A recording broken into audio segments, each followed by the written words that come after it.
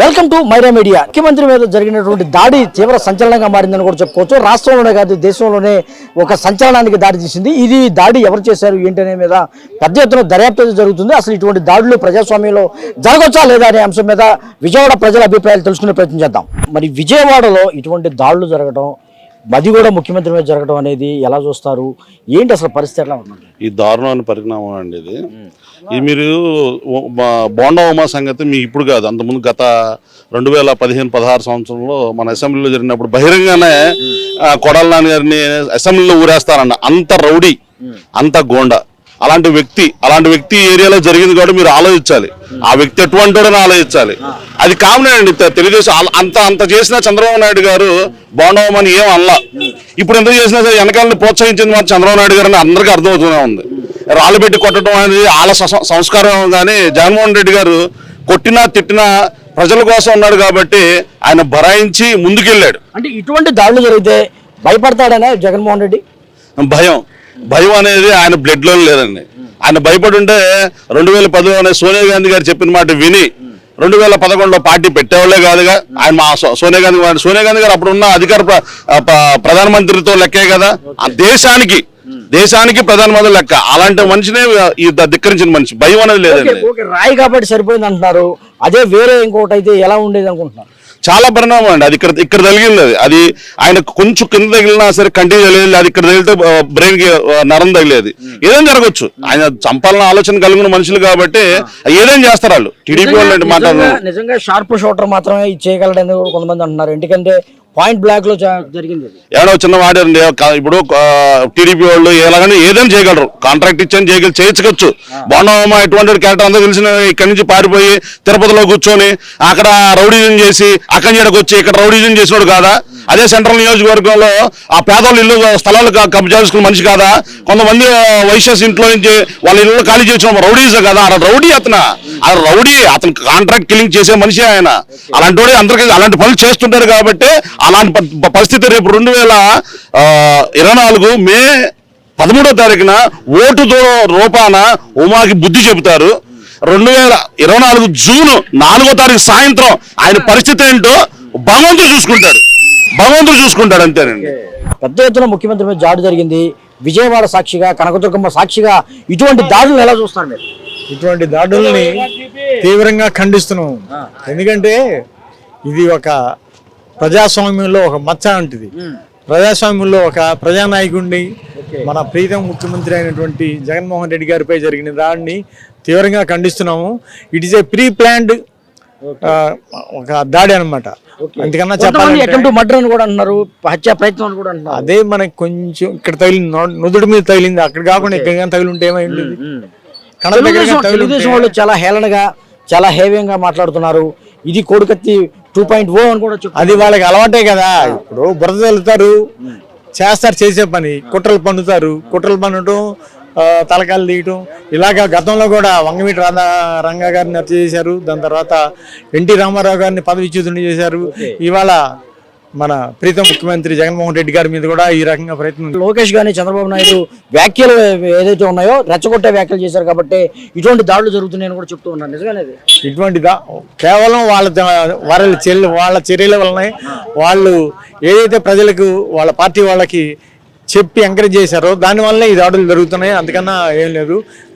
రాయలసీమ మరి మొత్తానికి గుంటూరు, ప్రకాశం జిల్లాలో ప్రశాంతంగా వచ్చినటువంటి ఈ ఏదైతే బస్సు యాత్ర ఉందో విజయవాడలో జరగడం విజయవాడకు మచ్చ కాదా?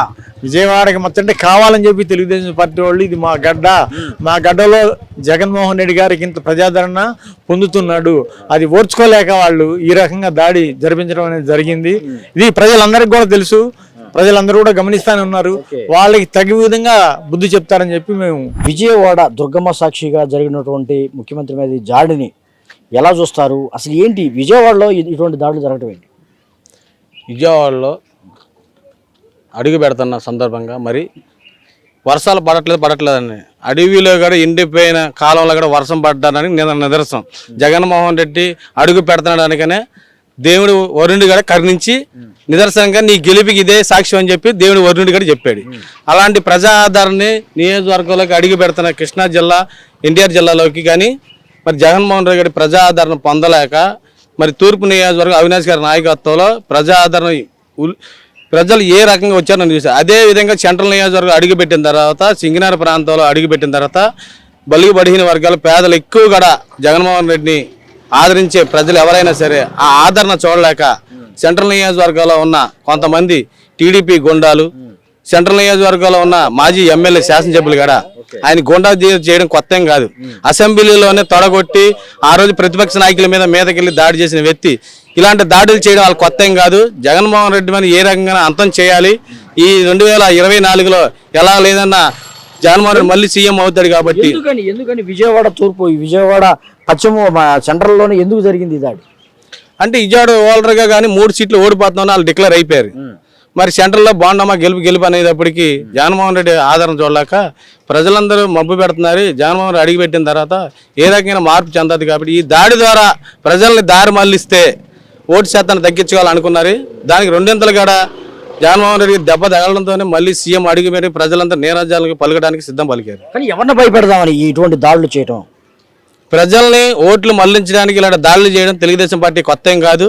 జగన్మోహన్ రెడ్డి ఇలాంటి దాడులు ఇలాంటి అనేక బాధలు అన్ని కూడా చూసి వచ్చాడు. ఆయన ఎవరికి భయపడ్డ సింహం సింగిల్ గా వస్తుంది. కానీ చాలా మంది అంటున్నారు అది రాయి కాబట్టి సరిపోయింది, ఒకవేళ పైన కలిసి సరిపోయింది, అదే కన్నుకు కానీ నుదుటి కానీ జరిగితే పాయింట్ బ్లాంక్ లో చేసిన దాడి ఇది మరొక విధంగా ఉండేదని కూడా చెప్తున్నారు. ఇది పక్కా ప్లాన్ ప్రకారం జరిగింది. ఎందుకంటే సింగనార్ ప్రాంతం అన్ని చోట్ల కూడా క్రమేలో సీసీ కెమెరాలు ఉన్నాయి కాబట్టి వైఎస్ వివేకానంద అనే స్కూల్ ఏంటంటే వైఎస్ వివేకానంద హత్య చేసిన చంద్రబాబు నాయుడు వాళ్ళు కాబట్టి అదే పేరును పెట్టుకుని దాడి చేయడానికి జగన్ అంతం చేయడానికి ఇది ఒక పక్కా ప్లాన్ తో సిద్ధం చేశారనేది మా అవగాహన.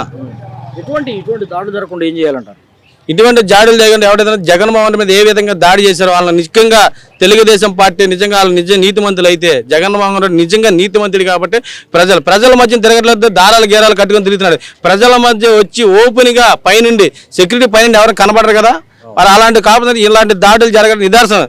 జగన్మోహన్ రెడ్డి ఎందుకు పడ్డాలు కట్టుకొని ఎందుకు చెట్లు కొడుతున్నారంటే ఆయన మీద ప్రజలందరూ కూడా ఆదరణ ఉంది కాబట్టి ఆయన తెడ్డు ఉందని చెప్పి కేంద్ర బలగాలు చెప్పినాయి, స్టేట్ గవర్నమెంట్ ఇంటెలిజెన్స్ గవర్నమెంట్ చెప్పింది కాబట్టి ఇది నిన్న సింగనార్లో ప్రత్యేకంగా రుజువు అయింది మాట. దీన్ని ప్రజలందరూ కూడా గమనిస్తున్నారు. ఆయన ఓటు సిద్ధం చేయడానికి సిద్ధం కార్యక్రమాల్లో ప్రజలందరూ సిద్ధంగా ఉన్నారు కాబట్టి గెలిపించడానికి చంద్రబాబు 120 సీట్లతో ఎలా అయితే జగన్మోహన్ రెడ్డి మళ్ళీ గెలవబోతున్నాడు అని చెప్పి ఇంటెలిజెన్స్ ఎదిగిపోతే వచ్చిందో 175 నియోజకవర్గంలో 145 సీట్లు గెలవడానికి సిద్ధంగా ఉన్నాము. రాయి కాబట్టి సరిపోయింది, మరొకటి అయితే ఎలా ఉండేది అనుకుంటున్నారు? ఏంటి అసలు విజయవాడ ఇటువంటి సంఘటనలు ఇప్పుడు జరగడం ఏంది? చాలా రాష్ట్రం కాదు దేశంలో ఉన్న పెద్ద పెద్ద నాయకులందరూ కూడా దీని గురించి మాట్లాడారు. నరేంద్ర మోడీ కూడా మాట్లాడాడు. అంటే విజయవాడ స్థాయిని పూర్తిగా దిగజార్చే విధంగా చంద్రబాబు నాయుడు విజయవాడని పూర్తిగా ఒక రౌడీ రాజ్యంగా మార్చేసి విజయవాడ డెవలప్మెంట్ కాకుండా ఈ విధంగా చేశాడు. ఇంకోటి రాయి కాకుండా వేరే ఏదన్నా అయితే అనుకుంటారు కదా, అది ఊహించుకోవడానికి ఎలా ఉందంటే దివంగత నేత ప్రీతం నాయకుడు డాక్టర్ వైఎస్ రాజశేఖర రెడ్డి గారిని ఇప్పటికే కోల్పోయాము. రాష్ట్రం వెనక్కి అంధకారంలోకి వెళ్ళిపోయింది. రాజధాని లేక స్టేట్ విడిపోయి పేదలకు కానీ ఇల్లు కానీ ఏదన్నా A to Z ఏదన్నా కానీ వెనక్కి వెళ్ళిపోయింది. అలాంటి నాయకుడు ఇంకా పొట్టబోడు అనుకున్న సమయంలో జగన్మోహన్ రెడ్డి గారు తండ్రికి ఇచ్చిన మాట నిలబెట్టుకోవడం కోసం ఓదార్పు యాత్ర, పాదయాత్ర, ప్రజా సంకల్ప యాత్ర అంటే జనాల్లోకి వెళ్ళిపోయాడు. రాజశేఖర రెడ్డి గారిని మనకి నిరంతరం గుర్తు చేస్తూ ఆయన సంక్షేమ పథకాలను కొనసాగిస్తున్నాడు. ఈయన మాత్రం మిస్ చేసుకోకూడదని జనాలు మాత్రం కంకణం కట్టుకుని ఉన్నారు. లోకేష్ అంటున్నాడు రెడ్ బుక్ పేర్లు రాసుకుంటున్నాను, వీళ్ళందరినీ చర్యలు తీసుకుంటాను మా ప్రభుత్వం వచ్చిన తర్వాత అని కూడా చెప్తున్నాడు. ఏంటి ఇది రెచ్చగొట్టే వ్యాఖ్యలేనా? జగన్మోహన్ రెడ్డి గారు వస్తే నేను అమ్మఒడి ఇంకొంచెం మెరుగైన ఇదిగా ఇస్తా, గ్రామ స్థాయిలో అట్టడుగు స్థాయిలో సంక్షేమ పథకాలు తీసుకెళ్తానంటున్నాడు. నేను వస్తే ఇది చేస్తాను అని జగన్మోహన్ రెడ్డి గారు ప్రజలకు ఉపయోగపడే చేస్తున్నాడు. కానీ లోకేష్ ఏమంటున్నాడు తెలుసా, రేపు గనక వాళ్ళు అధికారంలోకి వస్తే ప్రజా సంక్షేమాన్ని గాలికి వదిలేసి గొడవలు, బస్సులు తగలబెట్టడం, నిరసనలు అయ్యి అని చెప్పి షాపులు లూటీలు చేయటం, ఈ విధంగా రాష్ట్రాన్ని మొత్తం అల్ల కొల్లలం చేసి ప్రజల్ని పనులకు వెళ్లకుండా ఏమీ లేకుండా రాష్ట్రాన్ని వెనక్కు తోసి, అంటే వాళ్ళకి అధికారం లేకపోతే ఎవడైనా అధికారం మంచి చేస్తుంటే దాన్ని చూసి ఓర్వలేరు. ఇప్పుడు పేదలకి పెత్తందారులకి మధ్య జరిగే యుద్ధంలో కూడా పేదలందరికీ సంక్షేమ పథకాలు వస్తున్నాయని చెప్పే కదా, ముసలోళ్ళకి, ముతకోళ్ళకి, లేకపోతే వికలాంగులకి పెన్షన్ రాకుండా అడ్డుకున్నారు. ఇప్పుడు జగన్మోహన్ రెడ్డి నిన్న వచ్చాడు, విజయవాడ వచ్చాడు. విజయవాడ ఆయన 3 రాజధానులు ప్రకటించాడు కదా. విజయవాడ నేను తీసేలాగా రాజధాని కింద వైజాగ్, విజయవాడ అలాగే కర్నూలు న్యాయ రాజధాని కింద చేశాడు. 3 ప్రాంతాలను అభివృద్ధి చేస్తున్నాడు. రాష్ట్రం అంతా బాగుండాలి కానీ వీళ్ళ కడుపు అంటే ఏంటి, రాష్ట్రం అంతా బాగుంటే వీళ్ళకి ఇష్టం లేదా? ఇష్టం లేదనే ఈ దాడులు చేస్తున్నారు. బోండావమ్మ చూస్తున్నాడు, అతను గోండావమ్మ అని చెప్పి చరిత్ర. చంద్రబాబు అంటున్నాడు పిల్ల బచ్చా నేను అంత చూస్తా, ఈసారి లెక్క తేలుస్తా అంటున్నాడు. ఓకే సార్, జగన్ పిల్ల బచ్చా కాబట్టి ఆ దెబ్బ తట్టుకున్నాడు. ఇదే రాయి దెబ్బ నువ్వు తట్టుకోగలవా? మొన్న జైల్లో కూర్చున్నప్పుడు నాకు అది బాగాలేదు ఇది బాగాలేదు, ఇంకా అవి వయసు అయిపోయింది, ఇంకా రేపో మాపో ఇంకా సర్దేసుకుంటున్నాను మొత్తం అని చెప్పి ప్యాకప్ అన్నావు కదా, మరి ఇప్పుడేం పిల్ల బచ్చా అంటున్నావు? ఇదే దెబ్బ నువ్వు దోచుకుంటావు చంద్రబాబు? మానవత్వంతో మాట్లాడు చంద్రబాబు, ఏదన్నా కానీ నువ్వు మనిషివే. నువ్వు ఏ విధంగా అయితే భూమి మీదకి వచ్చావు, జగన్మోహన్ రెడ్డి గారు అలాగే వచ్చారు. నీకు తగిలిన నొప్పి ఆయనకి తగిలిన నొప్పే. టీడీపీ వాళ్ళు మరో కోడికత్తి డ్రామాకు తెరలేచిందని కూడా ఆరోపిస్తున్న పరిస్థితి. కోడికత్తి చేసిందే మీరు, అది మర్చిపోయి ఇదయ్యే లోపల మళ్ళీ రాళ్ళు పెట్టి దాడి చేస్తున్నారు. దీని వెనకాల పూర్తిగా చంద్రబాబు నాయుడు చర్యలు తీసుకోవాలంటారు. చర్యలు ఈ నిగ్గు తేల్చి చంద్రబాబు నాయుడు కానీ ఇంకొకసారి మళ్ళీ లోపల కూర్చోబెడితే ఇంకోటి ఎవరైనా ఈ విధంగా ఏ పార్టీ అయినా సరే, ఒక వైసీపీ కాదు వేరే పార్టీలు ఏ పార్టీ మీద ఇలా జరగకుండా చర్య తీసుకోవాలి దీని మీద. విజయవాడలో చేస్తే ఎవరైనా సరే మగవాడు అవుతాడు. విజయవాడ గట్టిగా బలం ఉన్న నాయకులు విజయవాడలో ఎవడైతే గట్టిగా పైకి వస్తారో వాళ్ళే మొత్తం శాసిస్తారన్నమాట ఆంధ్రప్రదేశ్ మొత్తాన్ని. దాన్ని దెబ్బేయాలని చెప్పి తూర్పులో వాళ్ళ వల్ల అవ్వదు, సెంట్రల్లో కూడా వాళ్ళ వల్ల అవ్వదు. చుట్టూ ఎటు చూసినా సరే బ్రహ్మరథమే, అటు చూసినా బస్సుకి, ఇటు చూసినా సరే ఎదురు చూసినా సరే పోల వర్షం కాదు. దేవుడు వరుణ దేవుడు ఎలా వర్షం ఎలా కురిశాడో అలాగే జనాలు కూడా అలాగే వచ్చారు. బిల్డింగ్లు కాదు, పసిపిల్లలు కాదు, ముసలోళ్ళు కాదు, మొత్తం ఏ టు జెడ్ ఎక్కడ చూసినా సరే అడుగడుగున బ్రహ్మరథం పట్టారు. ఆ బ్రహ్మరథం తట్టుకోలేక ఏంటి మనం ఏం చేయాలని గుండ్లు కొట్టేసుకున్న వాళ్ళు సెంట్రల్ నియోజకవర్గం వచ్చేపాటికి ఆశ్చర్యం ఉండిద్ది. ఆయన ఎంతో కొంత వాడి కరెక్టే, ఒక రాయి కాబట్టి సరిపోయింది, ఇంకా వేరేదైతే ఎలా ఉండేది అనే పరిస్థితి కూడా అనుకుంటున్నారు మొత్తానికి. అవునండి, అది మీరు మాట్లాడేది కరెక్టే.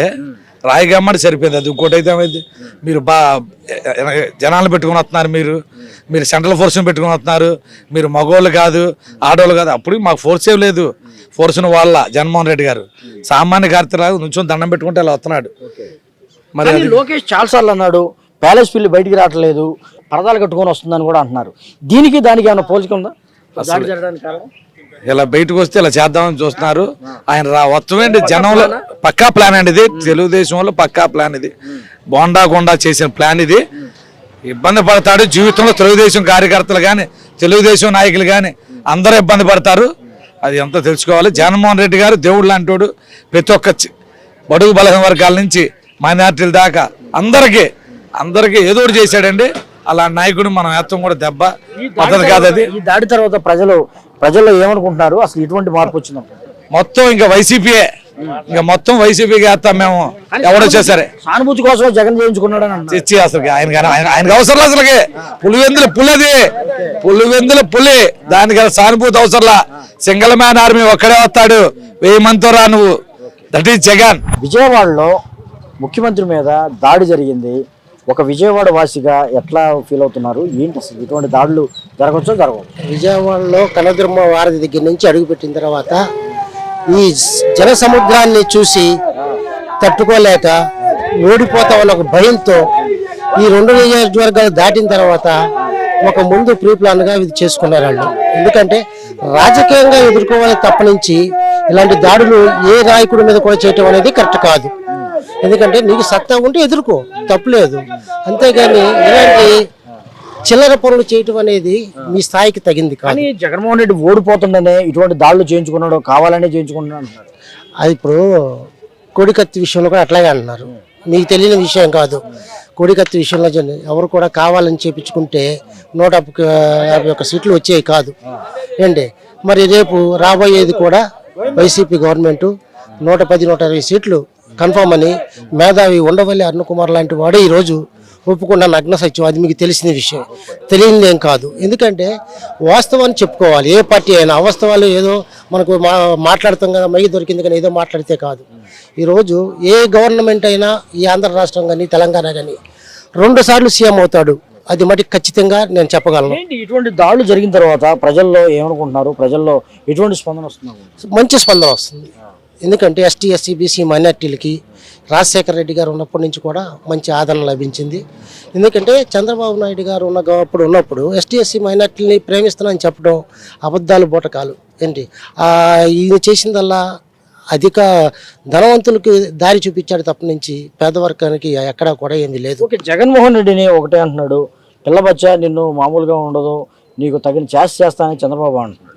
పిల్ల బచ్చాను చూసి మరి చంద్రబాబు గారు ఈరోజు నిద్ర పట్టకుండా మరి ఆయన 40 ఏళ్ళ రాజకీయ చరిత్రలో మరి ఆయన జగన్కి దడుస్తున్నాడు, ఎవరికి దడవల.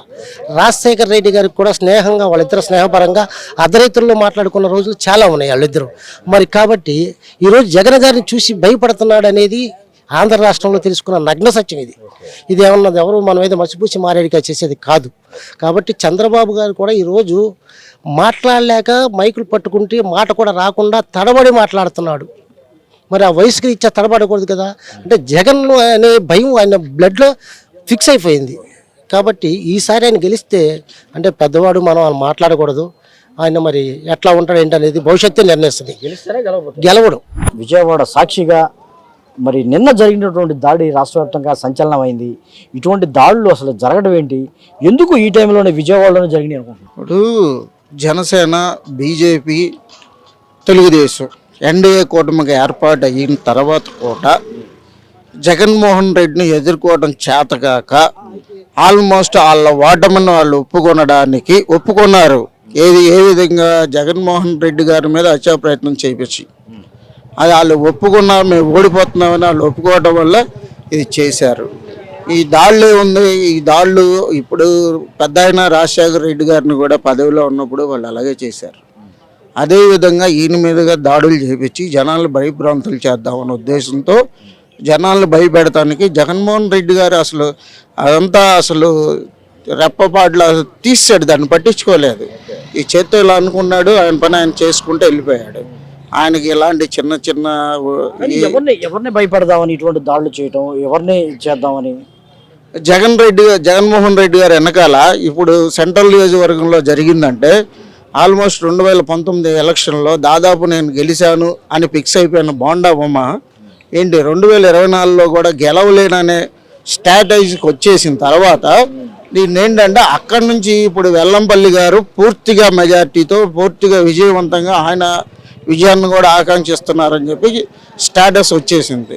దాన్ని వీళ్ళు జీర్ణించుకోలేక ఈ రకంగా అక్కడ దాడులు చేస్తే వైసీపీ వాళ్ళు భయపడిపోతారు. ఉమా గారు అంటే ఏంటో తోపు తొడుగు అనుకుంటారన్న ఉద్దేశంతోనే ఈ హత్యా ప్రయత్నం చేయడానికి అది కేంద్రంగా పెట్టుకొని అక్కడ ఈ కార్యక్రమం చేశారు. ముఖ్యమంత్రి మీద దాడి జరిగింది, ఇది కోడికత్తి డ్రామా అని మన తెలుగుదేశం అంటున్నారు. ఏంటి అసలు నిజంగా ఇది కావాలని జగన్మోహన్ రెడ్డి చేయించుకున్నారని కూడా చెప్తున్నారు.